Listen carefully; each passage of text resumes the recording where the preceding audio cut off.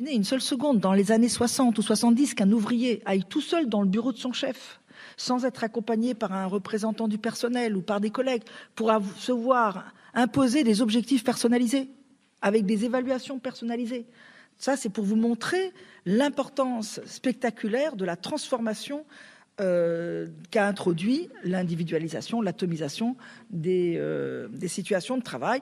C'est un monde de concurrence généralisée, avec aussi, au niveau de l'évaluation, un premier pas qui est celui on en a parlé tout à l'heure cet après-midi, d'une psychologisation de la relation de chacun à son travail. Parce que ce qu'on évalue, c'est pas de façon objective le travail, c'est le savoir-être, c'est la personnalité, c'est certaines caractéristiques intimes de la personne.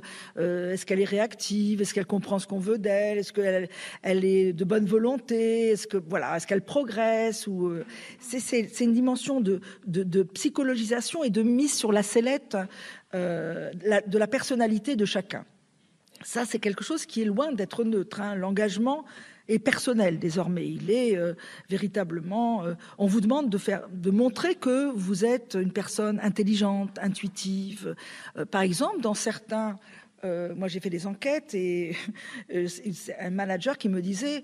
On m'a rappelé, parce que j'avais 90 personnes à évaluer, pour lesquelles il fallait que je fixe des objectifs, on m'a rappelé que je fixais comme objectif rendre l'impossible possible. J'avoue que c'est pas bon. Voilà, ça met la personne sous tension. Il y en a un autre, c'était étonnez-nous.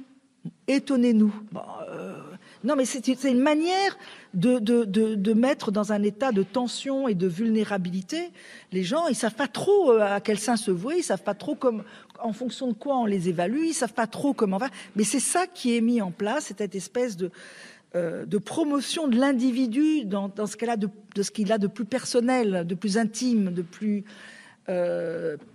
psychologisant. Donc ça, c'est un premier aspect.